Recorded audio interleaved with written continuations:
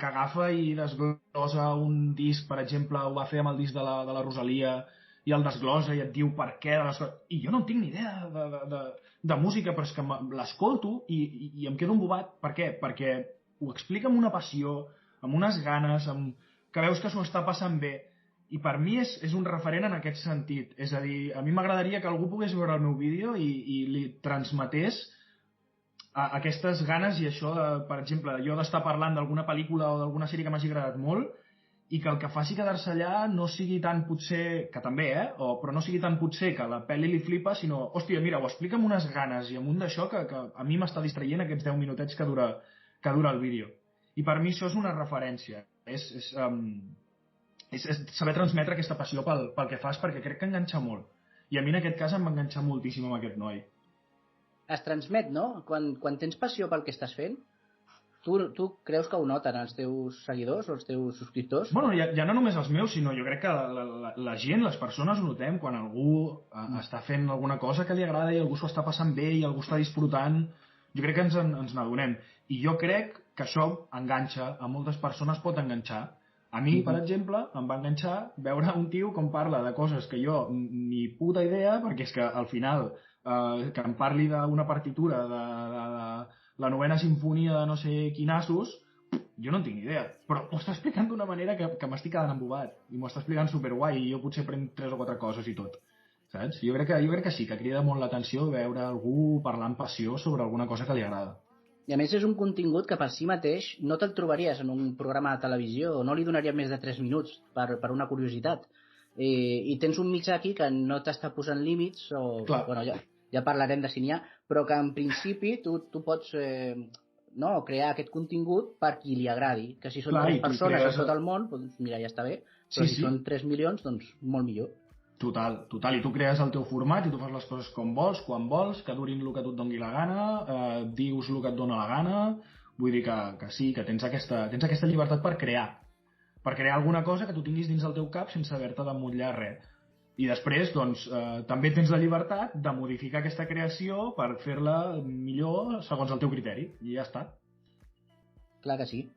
Parlant justament del Jaime Altozano, mira, és un exemple molt bo perquè té relació, per exemple, amb el teu canal, que pots entrar a un canal perquè t'agrada un tema o una pel·lícula que tu dius, hi ha una persona que li agrada aquesta pel·lícula de la que jo estic parlant, i potser tu t'estàs acostumant a veure aquest canal o li estàs agafant allò que comences a conèixer, no? De les dinàmiques que té, si tens la mateixa música d'intro sempre, o l'estètica o el que sigui, i arriba un moment que dius, mira, potser jo no sóc molt aficionat a X. Imagina't, jo no sóc molt aficionat a videojocs independents, però m'ha agradat un youtuber que estava explicant una cosa i m'he vist 4 o 5 vídeos seus. És que és tal qual això. I vas entrant i vas creant una fidelitat, no? Que pot ser més o menys volàtil, però que està aquí. Clar, i al final, jo què sé, per ficar un exemple amb el meu cas, doncs pots arribar al meu contingut perquè, jo què sé, has anat a veure X pel·lícula i has buscat a YouTube sobre aquesta pel·lícula per, jo què sé, per veure un resum o per una explicació del final, perquè no l'has acabat d'entendre, sí, el que sigui. Sí, o per si hi ha alguna informació de darrere de càmeres que no... Jo, per exemple, és un tipus de contingut que consumeixo molt i que també per això vaig començar a crear aquest tipus de contingut i molts altres formats que tinc ganes també d'incorporar en el meu canal. Però tu pots arribar, per exemple, al meu canal per haver vist, doncs això, per haver buscat informació sobre alguna pel·lícula o alguna sèrie en concret i després resulta que t'hi acabes quedant perquè veus que també tinc un vídeo que t'explico totes les estrenes d'aquest mes de la teva plataforma.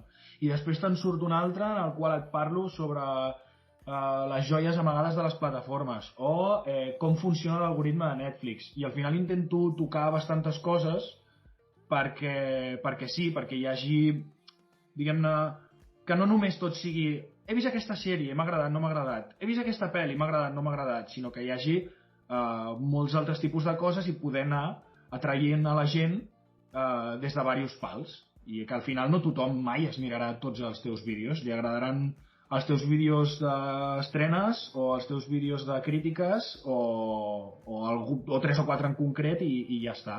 Però com més varietat tinguis, jo crec que millor. I allò que tu busques perquè t'agrada a tu o perquè et crida l'atenció ho comparteixes amb el teu públic. Clar, o sigui, tots els vídeos que faig o tot el contingut que intento aportar a xarxes o el que sigui són coses que a mi m'interessen i que a mi m'agradaria que algú me les expliqués. De fet, jo segueixo a youtubers o creadors de contingut que fan contingut similar al meu d'altres països. Per exemple, a Argentina hi ha un noi que sempre m'ha inspirat bastant el seu contingut i tal, perquè m'agrada molt les seves crítiques, m'agrada la seva opinió, i això crec que també està molt bé agafar idees i agafar referents per tu també anar-li fotent canya i fer-ho a la teva manera.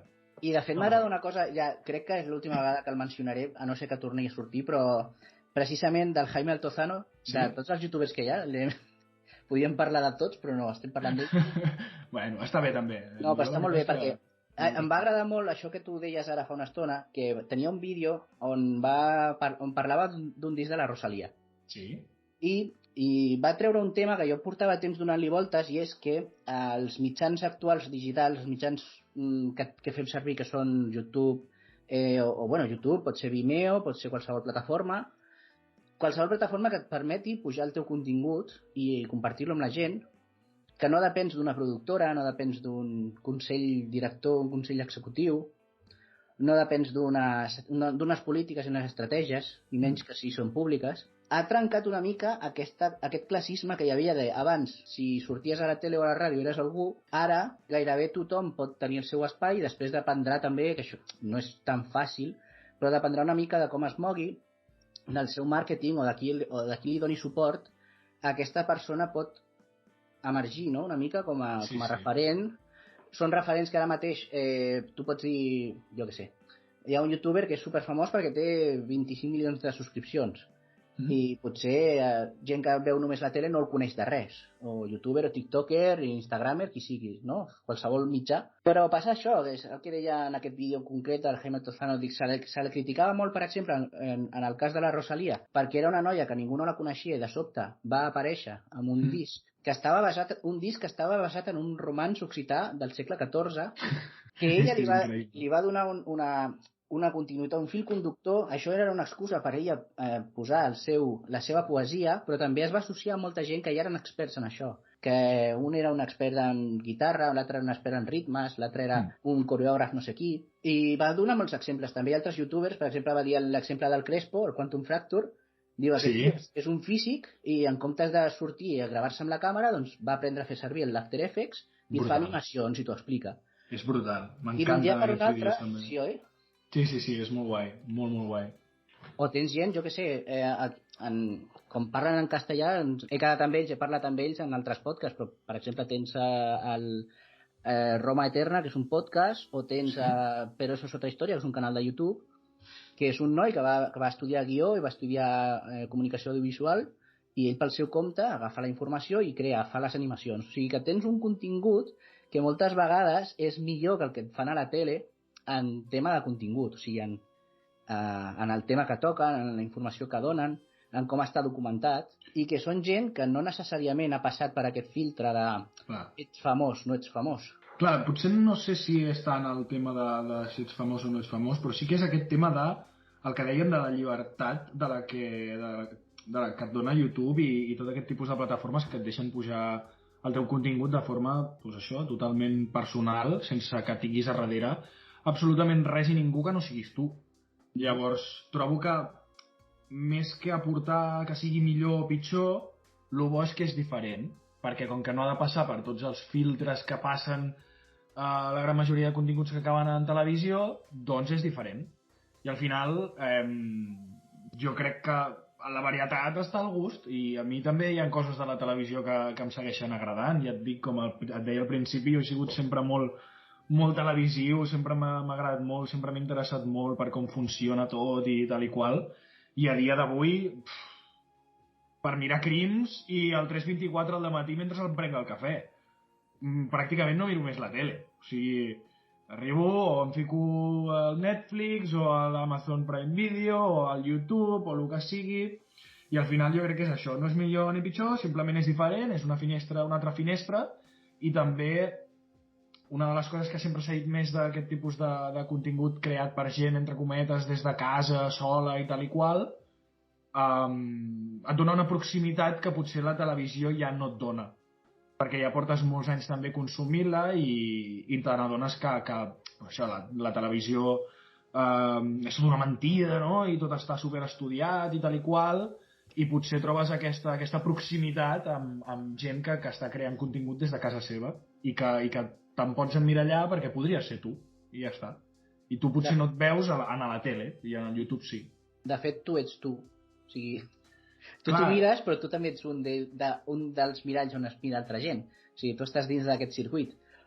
Hòstia, em costa pensar que hi hagi algú que es pugui fixar, però bueno, m'alegraria molt que algú pogués treure coses bones d'algun contingut que pugui crear jo, o que pugui agafar idees. Hòstia, seria... No, entenc la modèstia, però pensa que tu, jo què sé, tu tens el teu canal i potser jo t'estic mirant i dic, apa, jo també podria parlar d'això que parla el Pol. Clar, o sigui, per mi seria superguai. Per mi seria superguai que algú li passés, doncs això, el mateix que em va passar a mi, veient contingut com el que podria ser el del Jaime Altozano.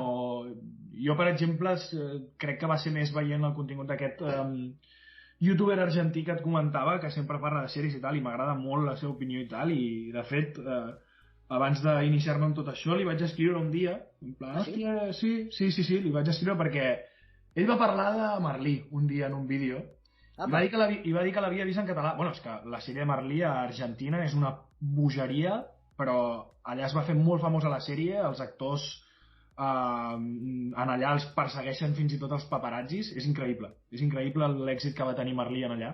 Ostres, serà potser que arran d'això, per això van posar el personatge de la Minerva a la seqüela, al Sapere Aude? Ostres, doncs mira, no ho sé, podria ser. Ara em pensava que anaves a dir, i aquí jo també vaig veure una mica de mà, se va fer fa poc una sèrie ficcionada documental sobre la vida de Maradona a Amazon, i quan arribava a Barcelona el que feia de Núñez era precisament en Francesc Orella, que és l'actor que interpreta en Merlí. Clar, la sèrie era argentina, era sobre la vida de Maradona, i això en allà és superfamós, són superfamosos. Sí. I arrel d'això, i ara m'enganxo una vegada que me'n vaig per les rames, arrel d'això... Aquí estem per això, per fugir d'estudi el que calgui. Ara m'he anat moltíssim, torno. No hi ha guió. I arrel d'això li vaig escriure al youtuber aquest argentí, vaig dir, ostres, m'agrada molt el teu vídeo parlant sobre Merlí, jo soc de Barcelona, a més m'agrada que ho hagis vist en català, hòstia, tal i qual. I li vaig explicar això, que estava pensant d'obrir-me un canal fent un contingut similar al que feia ell, però en català, i que a veure si em donava algun consell. I el tio, sí, em va explicar 4 coses, tal, no sé què, supermaco. Així que si algú li passés el mateix veient algun dels meus vídeos i tal, doncs per mi seria de les millors coses que em podrien passar. O sigui, em faria una il·lusió tremenda. És el mateix que sento quan algú em diu, hòstia, és que vaig veure que parlaves d'aquesta sèrie i la vaig mirar i m'ha agradat. Hòstia, és que a mi això m'omple, però per tota la setmana ja. O sigui, seria una passada. Que a nivell personal o individual la teva opinió ha influït en una altra persona, no? Que tant per bé com per malament, com que pot ser que hagi animat a l'altra persona a consumir aquest producte i ja té la seva idea i la seva, no? El seu argument, no? O fins i tot que em diguin, ostres, pues, vas dir que aquesta sèrie era una merda i a mi m'ha agradat molt, o al revés, vas dir que t'agrada molt i a mi no em va agradar, i això crea un debat, i a mi m'encanta parlar d'aquestes merdes, jo sempre ho dic, gent, obriu-me per xarxes socials i digueu-me què heu vist i si us ha agradat o no, i jo xerraré amb vosaltres, perquè és que a mi m'encanta xerrar d'aquestes coses. Clar, també hi ha aquesta cosa que no te la trobes a la tele. Primer que a la tele, la comunicació directa que hi ha, potser com a molt, quan deixen enviar SMS, però ara ja no, perquè ara ja enganxen un feed de Twitter, perquè ningú no es gasta diners. Bueno, sí, encara hi ha penya. Però no és igual que obrir comentaris de YouTube amb una persona com tu, que ara, abans em deies, no m'espero jo ser referent de ningú. Tens aquesta proximitat i aquesta modèstia de si algú t'obre i diu, Pol, què opines de si jo faig això o l'altre? Segur que si treus 5 minuts dintre de les teves possibilitats i el temps que tinguis, comentes, doncs mira, em sembla bé, malament, o endavant, o jo que sé, a mi què m'estàs explicant, no sé. Però almenys tens aquesta proximitat, no? Bueno, ja et dic, no sé, és que també suposo que ja no per proximitat i tal, sinó que també va amb les persones, no? En el moment